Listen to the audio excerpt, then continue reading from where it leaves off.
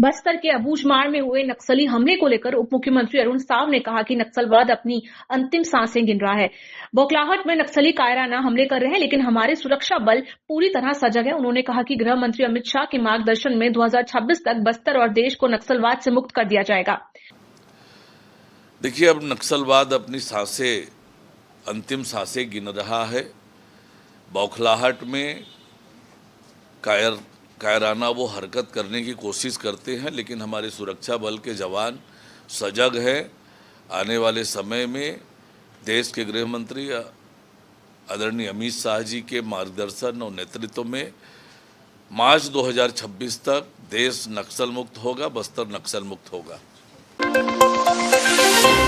पूर्व मुख्यमंत्री भूपेश बघेल द्वारा बजट को कवि सम्मेलन कहे जाने पर भाजपा प्रदेश मीडिया प्रभारी अमित चिमनानी ने कड़ी प्रतिक्रिया दी। उन्होंने कहा कि वीर गुंडाधुर शहीद वीर नारायण सिंह और गुरु घसीदास जी का उल्लेख करने पर भूपेश बघेल उपहास क्यों उड़ा रहे हैं। चिमनानी ने कहा कि छत्तीसगढ़ की अस्मिता को चोट पहुंचाने का काम किया गया है, जिसे जनता माफ नहीं करेगी।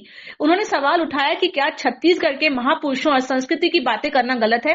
भूपेश बघेल लगातार जनता और महानायकों का अपमान कर रहे हैं, जिससे लोगों में आक्रोश बढ़ रहा है। वीर गुंडाधुर और शहीद वीर नारायण सिंह की तलवार से अंग्रेज भी थर-थर कांपते थे। माननीय वित्त मंत्री जी अगर बजट प्रस्तुत करते हुए उनके शौर्य का वर्णन कर रहे हैं, तो भूपेश बघेल जी आप उसका उपहास क्यों उड़ा रहे हैं? गुरु घासीदास जी के महानता के संदेश का अगर बजट में जिक्र हो रहा है, तो भूपेश बघेल जी आप उसका उपहास क्यों उड़ा रहे हैं? छत्तीसगढ़ को हम अगर 4 तीर्थ के बराबर मान रहे हैं, तो भूपेश बघेल जी आप उसका उपहास क्यों उड़ा रहे हैं? आपकी बजट पर दी हुई प्रतिक्रिया ने छत्तीसगढ़ वासियों की आस्था को चोट पहुंचाई है, छत्तीसगढ़ की अस्मिता को चोट पहुंचाई है। आपने जो इस शौर्य गाथाओं के वर्णन को, गुरु घासीदास जी की महानता को कवि सम्मेलन बोल करके इसका उपहास उड़ाया है, छत्तीसगढ़ की जनता इसके लिए आपको कभी माफ नहीं करेगी। विधानसभा सत्र में महतारी वंदन योजना को लेकर हंगामा हुआ। इस पर मंत्री लक्ष्मी राजवाड़े ने स्पष्ट किया कि सरकार ने महिलाओं के खाते में 1000 रुपए की 12 किस्तें जमा कर दी हैं और 8 मार्च को 13वीं किस्त जारी की जाएगी। उन्होंने विपक्ष पर निशाना साधते हुए कहा कि पिछली सरकार ने 500 रुपए और विधवा महिलाओं को 1000 रुपए देने का वादा किया था, लेकिन पूरा नहीं किया, जबकि हमारी सरकार ने अपना वादा निभाया है। देखिए, आज के इस विधानसभा सत्र में जो सदन में जो क्वेश्चन आया हुआ था, महतारी वंदन से रिलेटिव आया हुआ था। माननीय सदस्य के द्वारा जो जानकारी चाही गई थी, उस जानकारी को अवगत हमने कराया, लेकिन फिर भी बार बार, क्योंकि विपक्ष की भूमिका ही रहती है कि घेरने का, बार बार जो वो क्वेश्चन कर रहे थे, मैंने उस क्वेश्चन का आंसर दिया और उनको इस बात का भी अवगत कराया कि हमारी सरकार ने इतने कम समय में 1000 रुपये देकर, मतलब 12 किस्त हमने महिलाओं के खाते में दिया है। 8 मार्च को 13वां किस्त हम देने वाले हैं।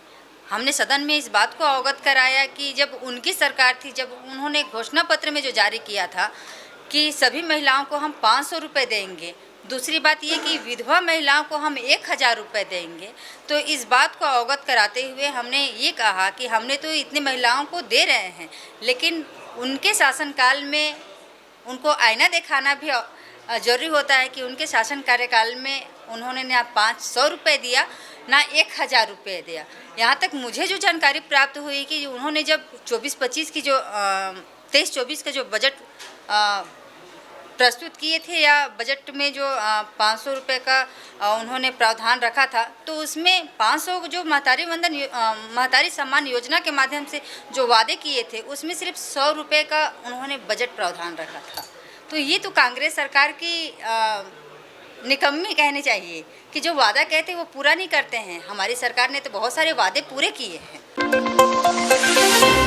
विधानसभा में महतारी वंदन योजना को लेकर कांग्रेस ने सरकार को घेरा। कांग्रेस विधायक उमेश पटेल ने आरोप लगाया कि पेंशनधारी महिलाओं को योजना का लाभ नहीं मिल रहा, जबकि फर्जी लाभार्थियों को फायदा दिया जा रहा है। उन्होंने सरकार से हितग्राहियों की संख्या में आई गिरावट पर स्पष्टीकरण मांगा। विपक्ष ने सरकार की नीति पर सवाल उठाते हुए जांच की मांग की। देखिए, मंत्री जी के पास ये जवाब ही नहीं है कि जो कम हुए हैं वो किस बेस पे हुए हैं। उनका कहना है कि कई लोगों की मृत्यु हो गई, कई लोगों ने अपने आप को त्याग किया है, इस लाभ से त्याग किया है। लेकिन जब मैंने पूछा कि आपने जांच कब किया, तो उनके पास जवाब नहीं, क्योंकि जांच अभी तक हुआ नहीं है। मेरा एक और प्रश्न था कि बस्तर में एक बात सुनाई आया कि कोई हीरोइन के नाम से लोग लाभ उठा रहे हैं। उसके बाद जब ये संज्ञान मंत्री जी के में आया, ये जब उनके संज्ञान में आया, तब उसके बाद क्या जांच हुई? तब भी उन्होंने कहा कि कोई जांच नहीं हुई है।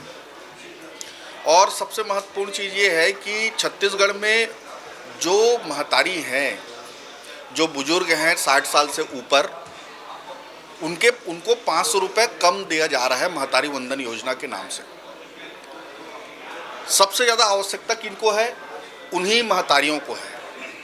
इस योजना का नाम ही महतारी के नाम से है और जो 60 साल से ऊपर हैं उन महतारियों को सबसे ज़्यादा आवश्यकता है और उनके साथ ये छत्तीसगढ़ सरकार लगातार छलावा कर रही है। इसी पे हमारा प्रश्न था। छत्तीसगढ़ विधानसभा के बजट सत्र के 6वें दिन राशन कार्ड परिवर्तन का मुद्दा उठा। इस पर मंत्री दयालदास बघेल ने जवाब देते हुए कहा कि विधायक सुशांत शुक्ला ने सवाल उठाया था कि कुछ राशन कार्ड एपीएल से बीपीएल में बदल दिए गए हैं। मंत्री ने स्पष्ट किया कि यदि कोई ऐसा राशन कार्ड नंबर है जो एपीएल से बीपीएल दोनों श्रेणियों में एक ही है तो इसकी जानकारी उन्हें उपलब्ध कराई जाए ताकि जांच की जा सके। क्या है, आज हमारे सुशांत शुक्ला जी के द्वारा प्रश्न उठाया गया था कि राशन कार्ड जो है एपीएल से बीपीएल में परिवर्तित कर दिया गया है, जबकि ऐसा नहीं है। एपीएल से बीपीएल परिवर्तन के संबंध में कहा, विधायक जी आपके पास कोई ऐसा जानकारी है जो एपीएल का नंबर और बीपीएल नंबर कार्ड, दोनों कार्ड का नंबर एक ही है, तो मेरे को बता दो।